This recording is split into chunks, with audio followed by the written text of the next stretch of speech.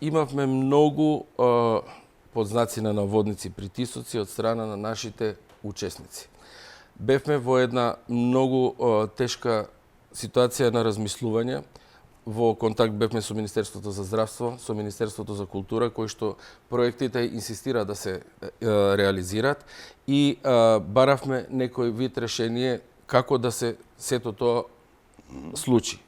Јубилеот беше плюс додатен притисок, затоа што сакавме сите овие години да ги споиме во една. Имавме, ќе кажам за жал, односно за среќа, уште некаде во јануари-февруари веќе пријавено околу 80 кандидати и тоа од сите од цела Европа, со тоа што професорот што беше од Германија за Хорна ангажиран за летниот музички камп, некни кој ќе кажам, пред некој ден испрати една порака што баш ме вознемери онака, бидејќи негови студенти требаше да присуствуваат и со надеж дека 2021 година ќе се сретнеме, требаше да дојдат доста студенти. Но причините се тие, сепак се...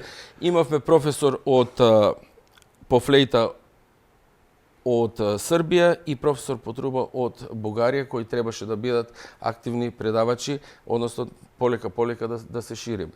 Она што исто така сакам како факти да ги наведам, дека сите активности кои што ние ги имавме, и со филхармонија, и со Скопски дувачки квинтет, се одложија, меѓутоа сега почна полека да се реализираат проектите.